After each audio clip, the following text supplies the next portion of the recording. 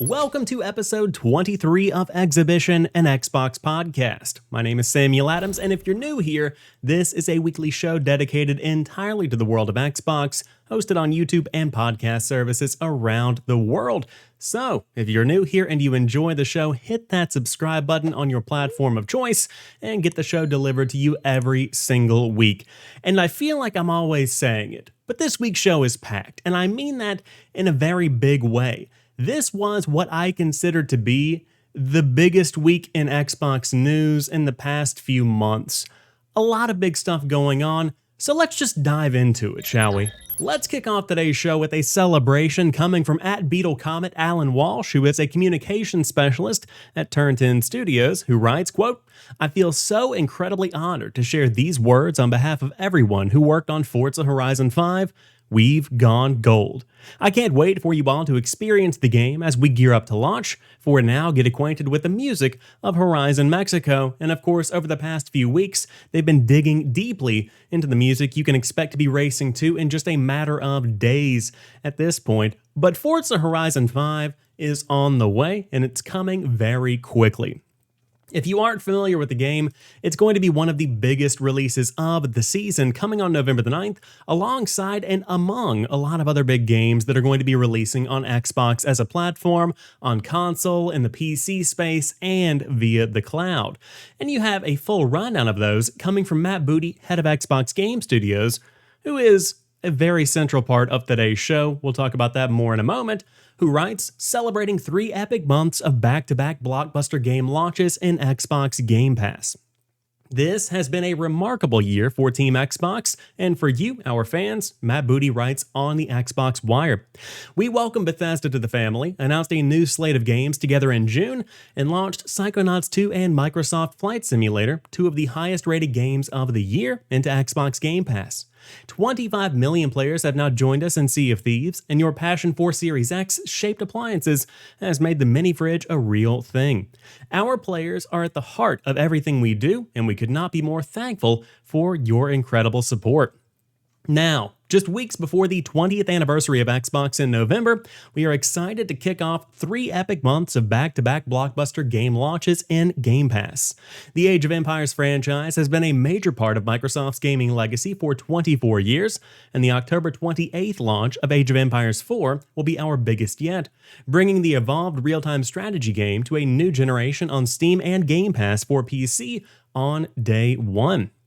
Minecraft will join Game Pass for PC on November the 2nd, followed by new Minecraft Dungeons seasonal adventures in December and Caves and Cliffs Part 2 later this year. On November 9th, gaming's premier racing franchise returns when Forza Horizon 5's open-world adventure in Mexico speeds into Xbox Game Pass. Our biggest Forza Horizon ever and winner of the most anticipated Game of E3 award, Forza Horizon 5 will launch simultaneously on Xbox Series X, S, Xbox One, Windows PC, and Steam, and Game Pass, including console, PC, and cloud gaming. Microsoft Flight Simulator Game of the Year Edition launches November 18th as a free update for existing players, including Game Pass members, with 5 new aircrafts, 8 new airports, new discovery flights and tutorials, and highly requested community features like DX12 support. Microsoft Flight Sim will also release the exciting Reno Air Races, which features the fastest motorsport on Earth, will also be available on November the 18th. Finally, the Master Chief returns on December 8th with Halo Infinite. This is the Halo we imagined 20 years ago, finally come to life in the largest Halo game we have ever made. Halo Infinite will be available in Game Pass when it launches across Xbox One, Series X and S, and PC. Game Pass Ultimate members will also receive monthly multiplayer bonuses as part of the Perks program. Our teams have also been expanding on the games you love. These last few months, you explored Minecraft Caves and Cliffs Part 1, Sea of Thieves A Pirate Story, State of Decay 2 Homecoming, Grounded Hot and Hazy, and last week's Halo the Master Chief Collection Season 8. We are honored that millions of you continue to play in these worlds together. Over the past 2 decades, the Xbox community has made gaming a place of joy, inspiration, education, and social connection. Games build bridges and forge bonds between friends and family, as well as give people new ways to connect. We invite you to join us on November the 15th to celebrate the 20th anniversary of Xbox and Halo with a fun digital broadcast for fans around the globe. While we won't announce any new games, this anniversary broadcast will be a special look back at 20 years of Xbox. We'll share more details soon, so stay tuned. We've been hard at work to deliver 3 months of back-to-back game launches, and while we hope you'll join us in celebrating 20 years of Xbox history, know that we're hard at work on the road ahead and what's to come in the next 20 years. So, I read this entire blog post because this gives a large overview of what to expect from Xbox as a brand and as a gaming destination over the course of the next 3 months. And it's looking pretty packed. Obviously, the standout successes here are Forza Horizon 5 and Halo Infinite. Those are what I would consider to be the 2 big games coming for Xbox in 2021. But if you look at everything else that's happening within the Xbox ecosystem, and of course for third parties that branch out to other ecosystems as well, there's a lot to celebrate. Psychonauts 2, of course, is a Microsoft Game Studios property, but it's also been put out on PlayStation systems as well. Age of Empires 4 is a PC exclusive, so that celebrates that section of the community. But on top of that, Doom comes to mind with the 6.66 update, I think is what it's actually called, but that brings a Horde mode that I'm excited to dive back into there. Quake, we talked about recently, getting its 4K 120 FPS support. There is so much to play already this holiday season, with so much more to come. And we haven't even talked about Call of Duty, Battlefield. Madden is one that comes to mind, although Madden is a controversial one. There are tons of games to play right now. Far Cry 6 is another one that pops into mind. But when it comes to this specific blog post and the area that Xbox finds itself in going into holiday 2021, this is a very strong lineup because not only are the games that people still love continuing to get regular updates and support, you're also seeing this preparation for the future. I love the fact that Halo Infinite is getting regular multiplayer updates and free perks for Game Pass Ultimate subscribers well after launch. That gets me, as a subscriber, very excited, and it adds even more value into this subscription, which we'll talk about in a moment too, with some Grand Theft Auto news as well. But this year is looking incredibly exciting, and as we round out 2021 and look forward to 2022, I think this is a glimpse at the future because this is going to be the beginning of a repetitive cycle of this exact kind of blog post going out, where you see bangers up on this graphic, and you get excited because these are all coming, and if you're a Game Pass subscriber, you get access to them. And I know that we've talked about this before, but a tweet came up this week from Hard Drive. If you don't follow Hard Drive, very great satirical outlet that kind of pokes fun at the gaming industry. But I try to balance my approach to gaming. I try to award the successes that PlayStation has. I try to point out fantastic games like Metroid Dread behind me that Nintendo releases. And of course, I'm a huge fan of gaming in general. And I try not to sound like a Game Pass shill. But boy, this service is good. You know, it just continues to provide more and more value. And one of those games that is going to be providing a lot of value is going to be Starfield.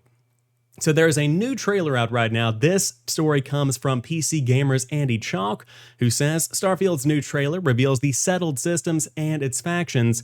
I'd recommend you go give this a look. It's only about 1.5 minutes long, and it effectively gives you some more glimpses at some concept art, and it gives you an overview of how the world of Starfield is beginning to come together. So, Chalk writes, on PC Gamer, a new trailer for Bethesda's upcoming sci-fi RPG Starfield has landed, giving us a quick crash course in the game's setting, a small pocket of the Milky Way called the Settled Systems, and the factions who make it an interesting place to live. The Settled Systems extends outward from our solar system for a distance of roughly 50 light years and is dominated by 2 primary factions, the United Colonies and the Freestar Collective. A large-scale war occurred between them 20 years before the start of Starfield. War never changes, as that other Bethesda game says, and apparently neither does humanity's primal urge to wage it, and while that conflict eventually ended in an uneasy peace, the Settled Systems remains a dangerous place. Running afoul of the old beef between the 2 major players is not the only thing that Intrabit explorers have to worry about. There are also threats from eclectic mercenaries, pirates of the Crimson Fleet, violent spacers, or even the fanatical religious zealots of the House of Varum. So that's just a glimpse as to what the world of Starfield has to offer.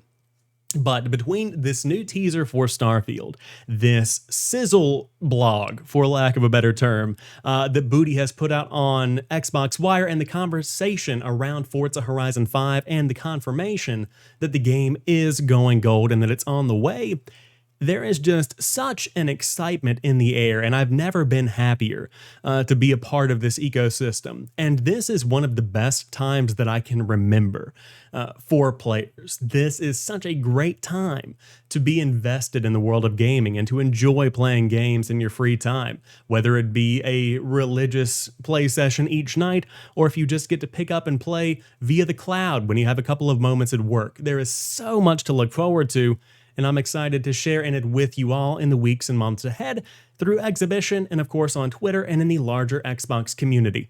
There's some great games on the way. Whether you were already playing games in the 2000s or you kind of grew into them as I did through the late 90s and into the 2000s and the 2010s, Grand Theft Auto was a game that continued to be a source of conversation around the lunch table. And later on during college, Grand Theft Auto 5 became this monstrosity in gaming, and I mean that in the kindest way. But there was always a huge respect for Grand Theft Auto San Andreas. And I have good news for Game Pass subscribers, but we'll get into that more in a moment. Grand Theft Auto, the Trilogy, the Definitive Edition, has officially been announced, and it's launching on November the 11th with a physical release coming on December the 7th. This news comes from Cameron Faulkner over at The Verge, who writes, Rockstar Games finally showed off a trailer for the remastered Grand Theft Auto Trilogy, including GTA 3, Vice City, and San Andreas, showcasing many graphical and quality of life improvements made to each game. Grand Theft Auto, the Trilogy, the Definitive Edition collection will launch digitally on November the 11th for $59.99. You will be able to play them on Switch, PS4 and 5, Xbox One, Series X and S, and PC via the Rockstar Games launcher. And of course, a physical release is coming on December the 7th, and iOS support and Android support will both come in 2022. This is where things get spicy. Xbox Game Pass subscribers will get instant access to Grand Theft Auto San Andreas, the Definitive Edition, on launch day, while GTA 3, the Definitive Edition, will come to PlayStation Now on December the 7th, a couple of weeks later. So that's effectively the brief overview, but if you want to watch the entire trailer, highly recommend checking it out, and we'll look at it right here. This is as good of a remaster as I think anyone could have really hoped for. And I think that this remaster specifically does a great job of balancing that original art style, which was obviously part of the goal, with the modern graphics that a lot of people expect. Now, if you go in expecting the same treatment as to what happened with Resident Evil 2 and 3, whenever those were remade, you are going to be disappointed.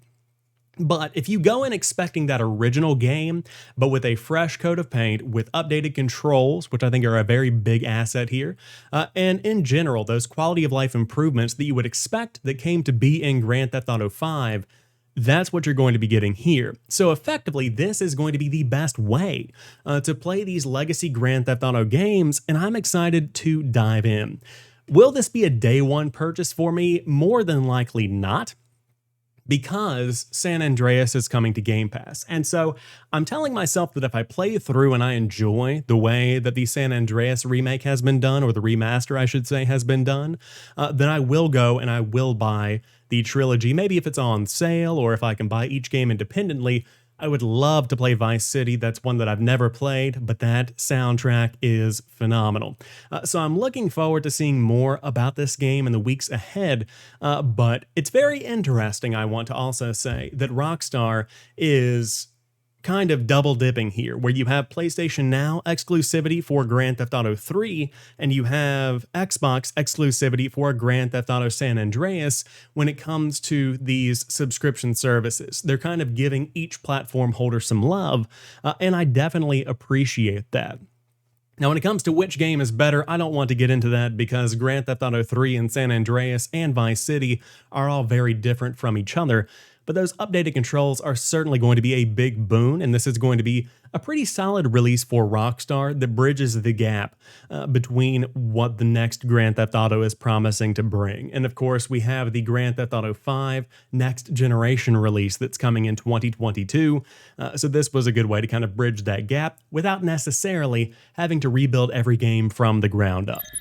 Let's dig into one of the biggest stories of the week now. Ubisoft has reportedly finally greenlit a new Splinter Cell game, according to some inside sources. This is being reported from all over the industry. People are corroborating the reports. It seems like this is actually finally happening.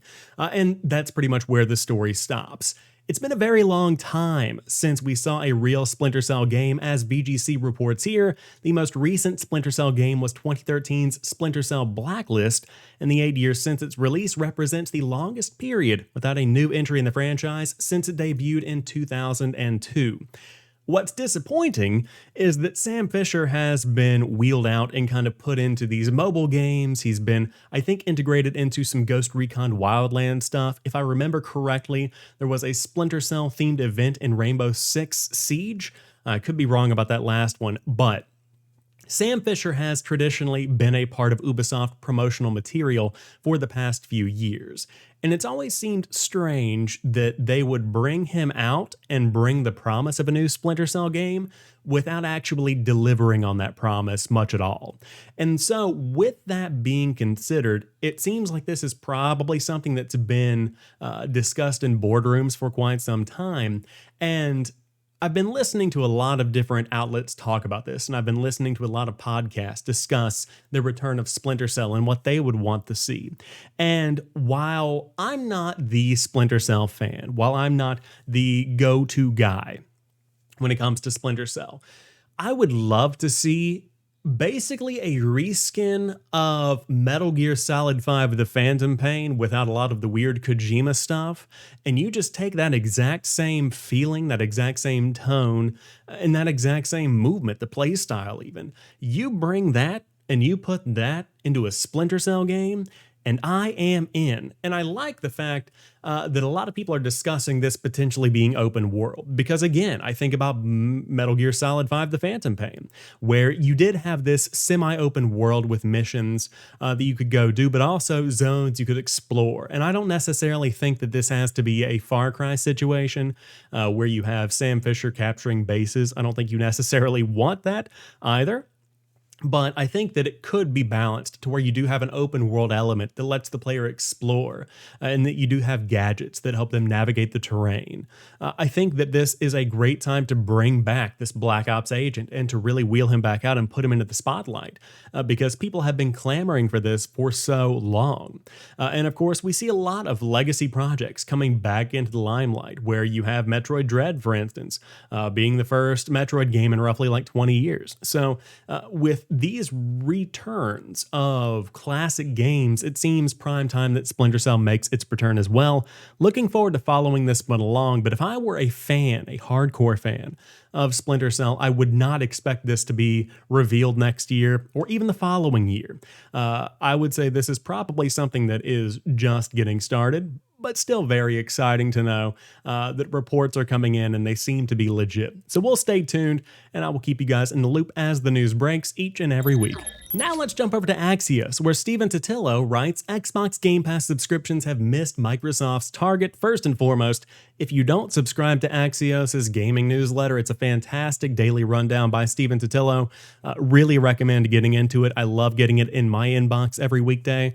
But the news itself is pretty much right here in the by the numbers section, where for the 12 months that ended on June 30th, Game Pass subscriber growth was up 37%, but the company had set a growth goal of 48%.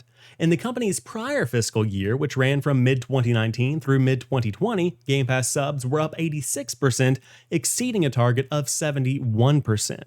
Now, of course, we don't have subscriber counts as of right now. Rumors have been circulating that 30 million is the number that Microsoft currently has. That's kind of a leak that has not been confirmed, but I personally think that this is more of an issue of expectations for Microsoft. And I think that having healthy projections is very important because you don't want to regularly under project what you are going to be getting in terms of new growth in your subscription service. But 2019 into 2020 was a very unique year where you did have the COVID-19 pandemic come in and kind of shape a lot of perceptions around what entertainment was going to be like in the home for the foreseeable future. And that's whenever I jumped on board with Game Pass. I subscribed towards the end of 2019. I want to say around like October, November 2019. And throughout 2020, it was a great way to get a regular cadence of new games while we were staying remote, while we were self-quarantining and staying safe indoors. And so I think that a lot of people probably jumped in that kind of time frame and started to experiment with Game Pass. And I am sure that as more people have gone back to work, as more people have started to go back out and re-engage with the entertainment sources that they probably had before the pandemic, some of those subscribers might stick around, but a lot of them might begin to fade away, or at least that could be a contributing factor in the slower growth. But I will also say that I do think this has a lot to do with the projections that were set under the assumption that Halo Infinite would have been out last year. And I don't know if these were projections that were adjusted based on that delay, but Halo is Xbox and Xbox is Halo. We've said that a lot here. You see a co-branded 20th anniversary campaign for these two games. And so whenever you have a Halo game on the horizon as we did last fall and a new Xbox, you could assume that if that game were included with this $15 subscription service that was then also being given away as a month-long membership for free or a 3-month membership, whatever they're giving away, with new Xbox systems, you could probably say a lot of people would subscribe to get access to that new Halo game. And so with that now being pushed to this year, I would expect a boon towards December and even starting in November with Forza Horizon 5, where more people are getting on board because these big AAA games are coming. I mean, let's call it what it is. Psychonauts 2, it's good, but it's not going to get a swath of new subscribers to Game Pass. Age of Empires 4, I'm sure it's going to be fine. Wouldn't get me. I might play it because I have Game Pass, but it wouldn't convince me to subscribe. It's the big name games, your Gears, your Forza, your Fable, your Starfield, your Elder Scrolls, your Doom. Those are the games that are going to be getting subscribers. Halo, of course. And so these big AAA games are important to keep a regular cadence and keep them coming because that's why people come to Game Pass. You do get these third-party games. I loved The Artful Escape. I've talked about it in recent weeks. I've been digging into The Mighty Goose a bit in my spare time. And of course, on top of that, I'm about to go check out the new additions to Game Pass that dropped this week with Echo Generations. But those aren't the games that the majority of players want to play. You have to give your standard Call of Duty, Battlefield, Madden player a reason to get Game Pass. You have to get them on board. And those big AAA games are what will get players engaged. And so I think that these numbers could potentially see a bit of a rebound in November and December. But I think this growth goal is probably just poorly projected and not changed after the Halo Infinite delay. And of course, if anybody has any information on that, you can drop me a comment down below or hit me up on Twitter.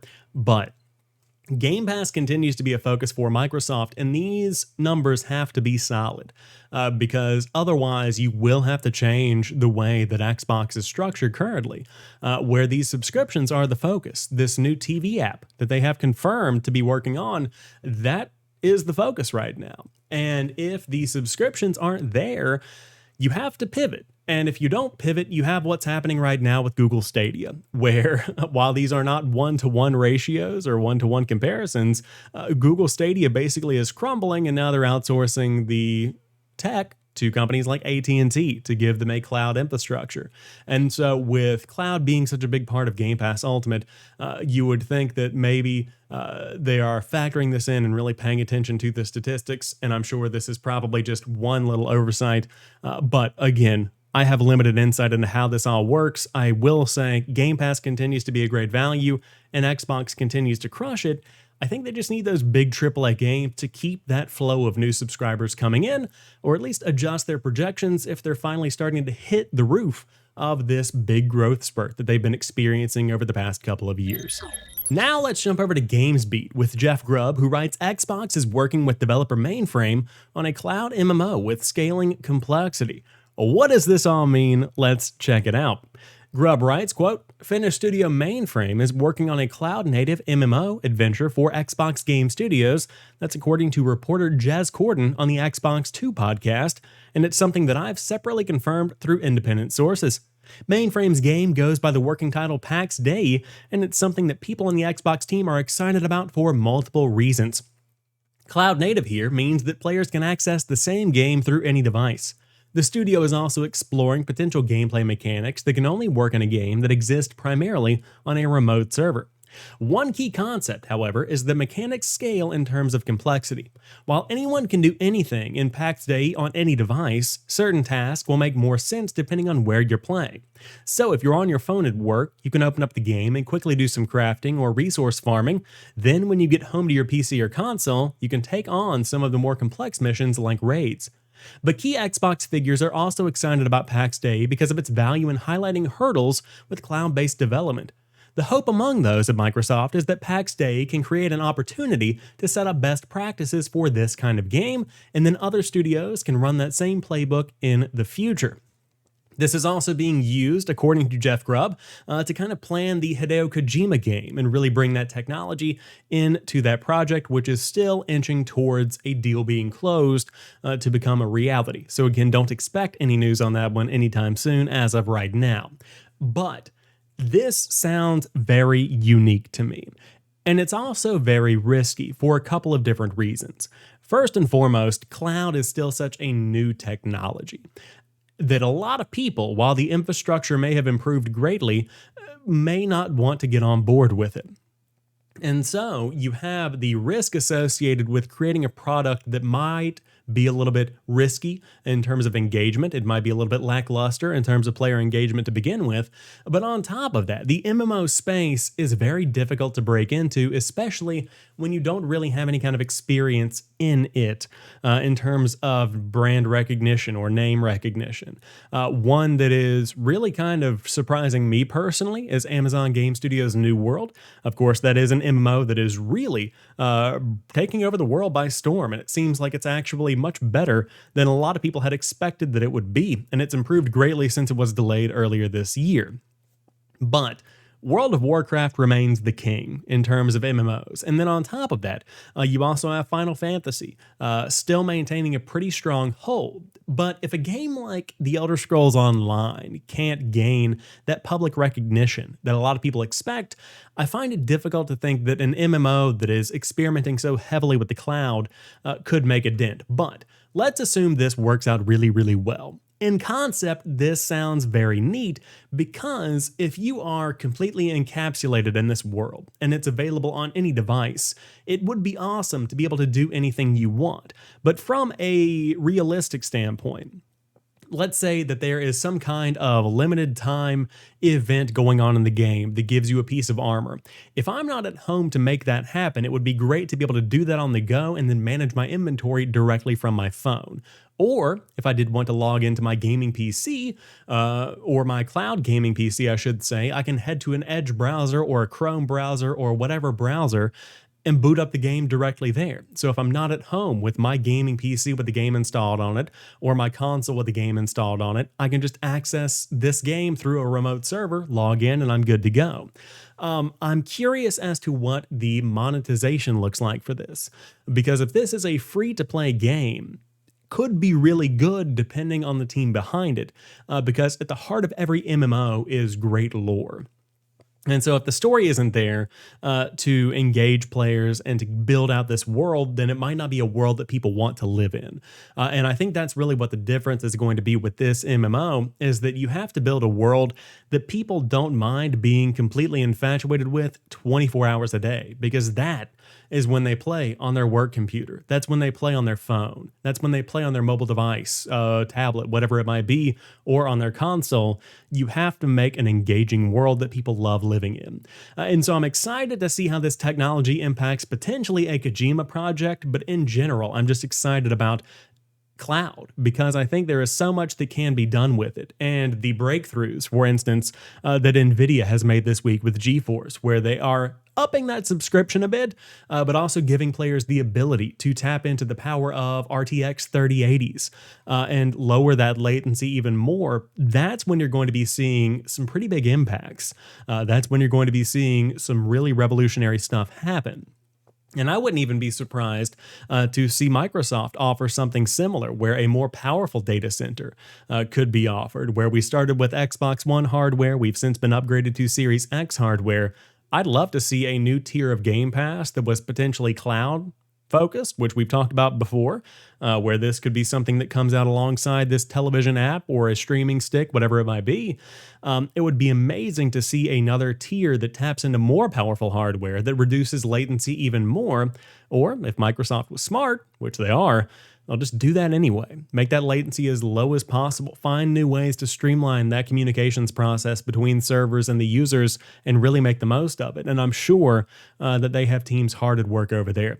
But very exciting stuff here, and I'm looking forward to seeing what this MMO ends up being. Again, once more. Don't hold your breath on this one. Don't think it's going to be released or announced anytime soon, but the technology and the experimentation, that's what makes breakthroughs, not only for Xbox, but for other players in the space. Now let's dive into some new games coming to Xbox Game Pass. Some are out now, some are coming soon. A lot of them I'm excited about. Coming soon to Xbox Game Pass, Age of Empires 4, Dragon Ball FighterZ, and more. This comes from Megan Spur, community lead at Xbox Game Pass, who writes, "In this edition of Coming Soon to Game Pass, we are bringing you a variety of games to look forward to. Seeking an epic fighting game experience? Want to explore space from your couch? Looking for a real-time strategy game with deep roots in the history of PC gaming coming day one with Game Pass for PC? We've got you covered on all of the above and much more. It's going to be a great month. Let's jump in." So available now, you have Into the Pit on cloud, console, and PC, Outriders on PC as well, and then coming soon, which is actually also out now because this is a couple of days old, you have Dragon Ball FighterZ coming to cloud and console, Echo Generation on cloud, console, and PC, Everspace 2 game preview on PC, and then coming next week, you have Age of Empires 4 on PC on October the 28th. Additionally launching on October 28th for the service, Alan Wake's American Nightmare on console and PC, and Backbone on console, along with Bassmaster Fishing 2022, Non-Gon's Doubleganger Edition, and The Forgotten City. Big day on October 28th, to say the least. Now, on top of that, there are also a couple of DLC and game updates. You have the Master Chief Collection Season 8, which we've talked about, a new Grounded Hot and Hazy update, Minecraft The Spooky Gordian, and Minecraft Dungeons The Spookier Fall event. A lot going on in terms of perks coming for Game Pass subscribers. If I had to pick one game to play out of all of these, it'd be really difficult, but I think I might lean towards The Forgotten City. I've heard a lot of good things about this. It originated as a PC mod and then eventually evolved into its own thing. So I'm looking forward to reading more about this and getting into it. But there are lots of highlights here. Into the Pit is one that sticks out for me. Echo Generation is one that I'm on the fence about, but I'm going to give it a shot. Non-Gon's Doppelganger Edition, I love the art style of, and I'm absolutely going to be diving into it. But also Alan Wake's American Nightmare. I'm into some Alan Wake. I might not have been the biggest fan of Alan Wake, and I personally don't think that the Alan Wake remaster really looks that good, but I've never played American Nightmare, so it's one that I absolutely want to check out. But overall, very strong month for Xbox Game Pass, ahead of an even stronger November and December. Of course, we also have the addition in there of the Grand Theft Auto San Andreas release. So, getting even stronger by the day. If you do want to pick up any of these, though, the respective dates are down below, and you can always tune in to the Xbox Wire to get the latest updates. But on top of that, Among Us is also launching with Xbox Game Pass on December the 14th. This comes from Victoria Tran, community director at Inner Sloth, who takes to the Xbox Wire to write, Crewmates, we're excited to share the big news that Among Us is coming to Xbox One, Series X and S, and Xbox Game Pass on December the 14th. We are so excited. Wait, what was that? I think I heard a vent just open. Oh God, is that an imposter? Call an emergency meeting. Save yourself. Run. I love the fact that this is how they make the announcement. So this is also coming to PlayStation systems as well, and I believe Nintendo Switch is also included in this release. But if you've been waiting for Among Us, this is now the time to get involved, get in there, and play some of this game that really did take 2020 by storm. My big question here is, can lightning strike twice? And I'm on the fence about it, if I'm being honest, because 2020 was a really unique time where Fall Guys took over and Among Us then took over. And it continued to become a bigger and bigger deal to the point that it was a cultural moment. I mean, you see TikToks being made of Among Us, and you see this being such a big content creator game, and it created so many conversations within the community. But I think that it might be falling off a tad, or I could just be out of touch. I feel the same way about Fortnite most of the time, and then that still seems to be one of the biggest games that people continue to play time and time again. So I could just be a bad judge of what's popular and what's not right now, but Among Us coming to Xbox and branching out of that PC exclusivity is obviously a great move, and I think that because of the way the game has continued to iterate with new maps, or I should say new map, I think there's one new map, but more could be on the way, it's nice to see this indie team continue to support their game and put their other games on hold to really build this community and make something cool. So Among Us coming on December the 14th to Xbox Game Pass. Tune in, stay tuned, and install it on day one if you do want to.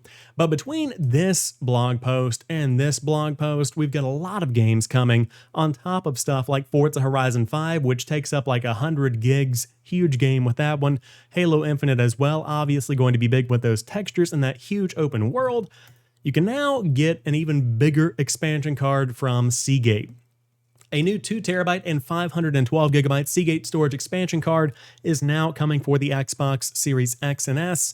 I will say I made a full video on this earlier in the week over on youtube.com/jampacksam, but in short, you have two options: 512GB for $139.99 and a 2TB option for $399. And again, this is the exact same design that we've seen on the 1TB release that came out alongside the launch of the Series X and S last year.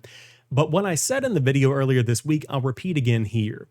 $399 is a lot. We're talking about $100 more than the price of an Xbox Series S. And between these two new releases, I think the 512GB model could be good enough to get the Xbox Series S up to where it is a reasonable daily driver. Where if you do cycle through a lot of Xbox Game Pass games, the Series S has worked up until this point, but even then, 512GB and less than that, when you consider the amount that both these expansion cards and the internal drive within the console itself has to reserve for system memory and system processing and the operating system and whatnot, that has always been difficult. And so to be able to get that up to roughly 1TB, that is a big boost. I've loved my 1TB expansion card. I think that Xbox could do a bit better with the way the games are installed. I still have to approve every game that is installed on the expansion card rather than it just acting as a true expansion for the internal. I would love to see the software kind of do that automatically, because if I'm out of space on the internal drive, chances are probably going to want to install it on the expansion card. That's why I bought it. I digress. These cards are great because they give people choice, but I still wish they were cheaper. $399 for a card. If you are a power user and you go to a Best Buy to pick up an Xbox Series X this holiday season, somehow you find one, you buy a $500 console, a $400 expansion card. You haven't even bought any games or accessories yet. And with tax, you're already looking at $1,000.